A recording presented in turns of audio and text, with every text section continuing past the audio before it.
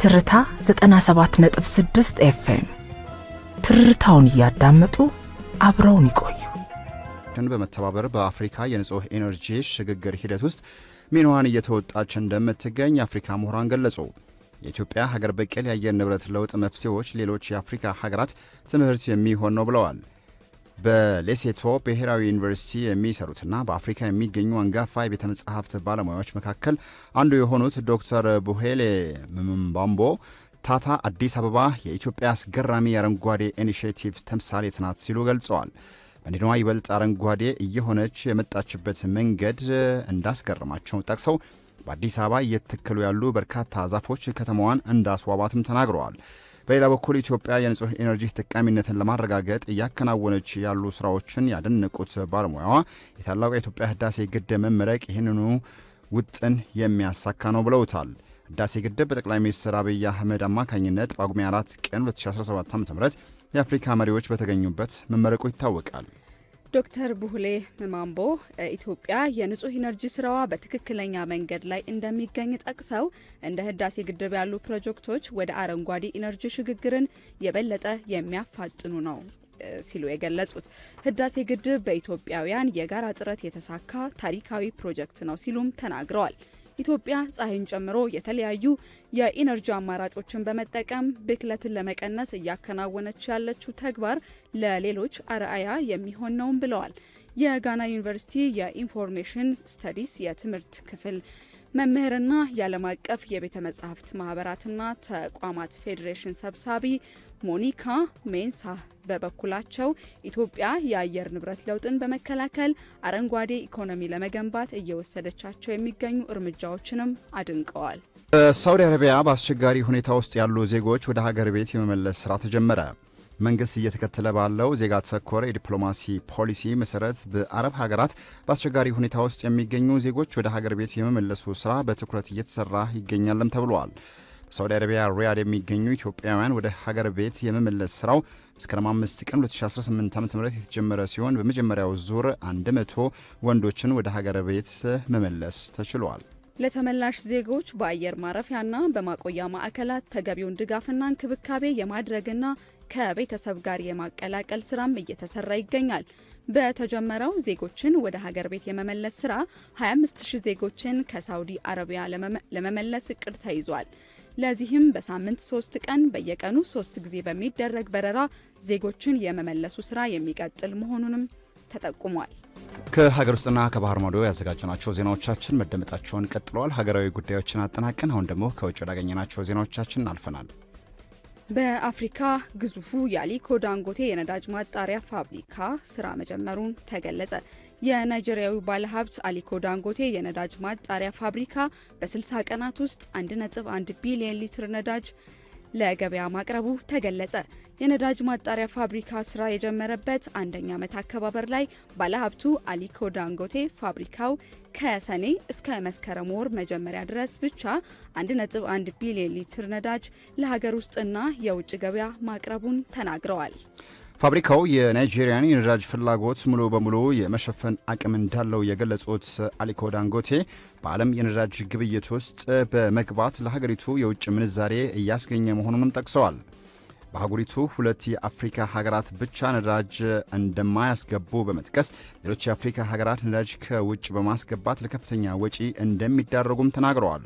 ፋብሪካው በአህጉሪቱ ያለውን የነዳጅ ችግር ለመቅረፍ እየሰራ መሆኑን ያመላከቱት አሊኮ ዳንጎቴ አፍሪካውያን የውስጥ ኢንዱስትሪዎችን እንዲያበረታቱ ማስገንዘባቸውን ቢዝነስ ፖስት ናይጄሪያን ጠቅሶ ዘግቦታል። በተባበሩት መንግስታት ድርጅት የሰብአዊ መብቶች ምክር ቤት የቀረበው አዲስ ሪፖርት እስራኤል በጋዛ የዘር ማጥፋት ወንጀል እየፈጸመች ነው ያለ ሲሆን እስከዛሬ በተባበሩት መንግስታት ድርጅት ከወጣው ሪፖርት በጣም ጠንካራ መሆኑ ተመላክቷል።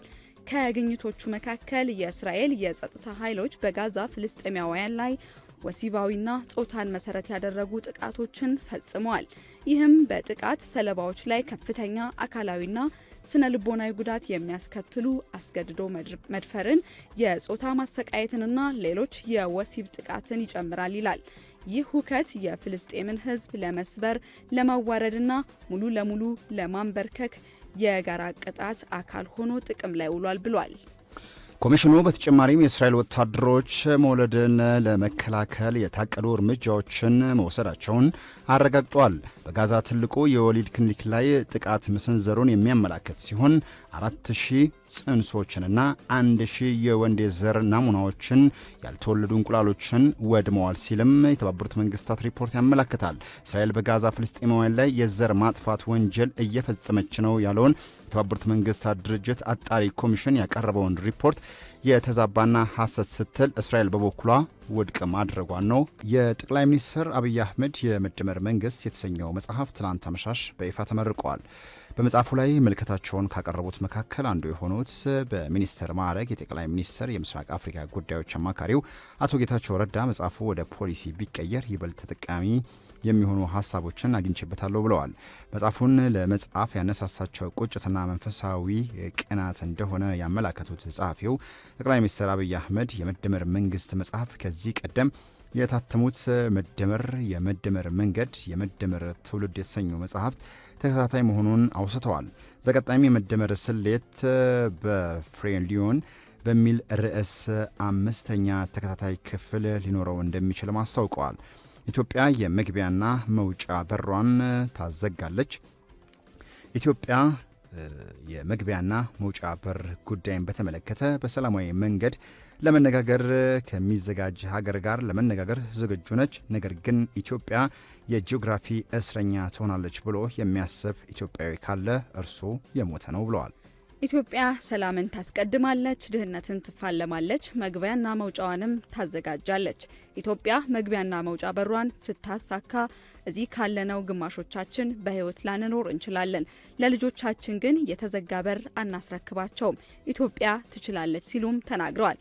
ጠቅላይ ሚኒስትሩ አክለውም የመጽሐፉን ዳሰሳ ያቀረቡት አቶ ጌታቸው ረዳን ጨምሮ ዶክተር ዳኛቸው አሰፋ፣ አቶ ዘሪሁን ተሾመ በፖለቲካው ያላቸው ልምድና እውቀትን በመጥቀስ መሰል በልዩነት ውስጥም ሆኖ መነጋገር ሊበረታታ የሚገባ ነውም ብለዋል። አራቱን መጽሐፍት ይገልጻል የተባለ አጭር ቲያትር የሰርከስ ትርኢት በቀረበበት በምርቃት ስነ ስርዓቱ ላይ የኢፌዴሪ ፕሬዝዳንት ታዬ አጽቀሥላሴ፣ የህዝብ ተወካዮች ምክር ቤት አፈጉባኤ ታገሰ ጫፎ፣ የጦር ኃይሎች ጠቅላይ ኢታማዦር ሹም ፊልድ ማርሻል ብርሃኑ ጁላ፣ የአዲስ አበባ ከተማ አስተዳደር ከንቲባ አዳነች አበቤን ጨምሮ ከፍተኛ የመንግስት ባለስልጣናት፣ የክልል መሪዎች፣ የሃይማኖት አባቶች፣ ተጋባዥ እንግዶች ተገኝተዋል። ይህንን ዘገባ ያደረሰን ባልደረባችን ዮሴፍ ዳሪዮስ ነው። ዜናዎቻችን መደመጣቸውን አሁንም ቀጥለዋል። በቅርቡ 21 የመሶብ የአንድ ማዕከል አገልግሎቶች ወደ ስራ እንዲገቡ የፌዴራል ሲቪል ሰርቪስ ኮሚሽን አስታወቀ። በፌዴራል ደረጃ በመሶብ የአንድ ማዕከል የሚሰጡ አገልግሎቶችን 180 መድረሳቸውም ተገልጿል። የፌዴራል ሲቪል ሰርቪስ ኮሚሽነር መኩሪያ ኃይሌ እንደገለጹት የመንግስት አስተዳደርና የአገልግሎት አሰጣጥ ሪፎርም አንድ አካል የሆነው መሶብ የአንድ አካል አገልግሎት የተገልጋዮች ቅሬታና እንግልት በመጥቀስ ረገድ ጉልህ ሚና እየተጫወተ እንደሆነም አንስተዋል። በመንግስት አስተዳደርና አገልግሎት አሰጣጥ በማሻሻል ዘመናዊ ሲቪል ሰርቪስ ለመገንባት መንግስት በቁርጠኝነት እየሰራ መሆኑን ነው የተናገሩት። በአንድ ማዕከል የሚሰጡ አገልግሎቶች ሙሉ በሙሉ በዲጂታል መንገድ ሲሆን ለአገልግሎት አሰጣጡ የራሱ ልኬት ተቀምጦለታልም ብለዋል። አንድ ብሎ የጀመረው የመሶብ የአንድ ማዕከል አገልግሎት እየተስፋፋ መምጣቱን አመላክተው ይህም እስከ መስከረም 2018 ዓ.ም መጨረሻ ማዕከላቱን 21 በማድረስ ሙሉ ለሙሉ አገልግሎት እንዲሰጡ ይደረጋልን ብለዋል። በኢትዮጵያውያን የበለጸገውና አገልግሎቶችን የሚያስተሳስረው ቴክኖሎጂ አስተማማኝ መሆኑን ጠቁመው በርካታ ከፍተኛ የውጭ ምንዛሬ ማዳን መቻሉንም ነው የኮሚሽኑ የተናገሩት። በመላ ሀገሪቱ ቢያንስ አንድ የመሶብ አገልግሎት እንዲኖር እቅድ ተይዞ እየተሰራ መሆኑን ጠቅሰው ማዕከላቱ በክልሎች የማስፋፋት እቅድ መኖሩንም ገልጸዋል። በፌዴራል ደረጃ 180 የደረሰው የአገልግሎቶች አቅርቦት በክልሎች ከፍተኛው 50 ዝቅተኛው ደግሞ 10 መሆኑንም አንስተዋል። እንደ ኮሚሽነሩ ገለጻ በመሶብ የአንድ ማዕከል አገልግሎት በርካታ ተገልጋዮች ደስተኛ መሆናቸውንና ይህም የመልካም አስተዳደርና የብልሹ አሰራር ችግሮችን በመፍታት በኩል ሁነኛ መፍትሄ ይሆናል ነው ያሉት። የማዕከሉን አገልግሎቶች በማስፋት የተገልጋዩን እርካታ የበለጠ ለማሳደግ እንደሚሰራም ነው ኮሚሽነሩ ጨምረው ያረጋገጡት። ሀገራዊና ዓለም አቀፋዊ ጉዳዮችን የምንመለከትበት ዜናዎቻችንን በማድመጥ ላይ ትገኛላችሁ። አሁንም እንደቀጠልን እንገኛለን። ሀገራዊ ጉዳዮችን አጠናቀን አሁን ደግሞ ከውጭ ወዳገኘናቸው ዜናዎች እናልፋለን። የሶማሊያ ፖሊስ በዳንስ ቪዲዮ ፕሬዝዳንት ሐሰን ሼክ መሐመድን ሰድበዋል ያላቸውን 4 ቲክቶከርን በቁጥጥር ስር አውሏል። በልጥፉ ላይ በ2022 በፕሬዝዳንቱ ምርጫ ወቅት ጥቅም ላይ የዋለው የዘመቻ ዘፈኑን ሪሚክስ በማድረግ በርካታ ወጣቶች ሲጨፍሩ ታይተዋል። ነገር ግን ግጥሙ ተቀይሮ ያልተገቡ ቃላትን በመጠቀም ለሰሩት ጥፋት ፖሊስ በሰጠው መግለጫ ተጠርጣሪዎቹ በስር ላይ እንደሚገኙና በይፋ ክስ እንደሚመሰርትባቸውም አስታውቋል። ተከሳሾቹ ከተያዙ በኋላ በጉዳዩ ላይ የሰጡት አስተያየት የለም። እንደ ቲክቶክ ባሉ መድረኮች ላይ በጎሳ ላይ የተመሰረቱ ስድቦችን፣ ቅስቀሳዎችን ወይም ደግሞ ስነ ምግባር የጎደላቸው ይዘቶችን በማሰራጨት ምክንያት በርካታ የማህበራዊ ሚዲያ ተጽዕኖ ፈጣሪዎች ተይዘው ከዚህ ቀደም መታሰራቸው ተገልጿል። ይህ ግን ከፍተኛ ፖለቲከኛን ያካተተ የመጀመሪያው ጉዳይ ስለመሆኑም ተብራርቷል።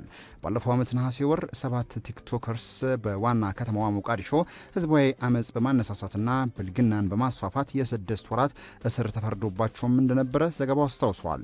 ባለስልጣናቱ በቅርቡ በተለቀቀው ቪዲዮ ላይ ያለው ባህሪ ዋናው ተሰርዟል፣ ነገር ግን አሁንም በቲክቶክና በሌሎችም የማህበራዊ ሚዲያ መድረኮች በስፋት እየተሰራጨ ያለው ባህሪ በሶማሊያ ህግ የወንጀል ድርጊት ስለመሆኑ ነው ቢቢሲ የዘገበው። ትርታ 97.6 ኤፍኤም ትርታውን እያዳመጡ አብረውን ይቆዩ።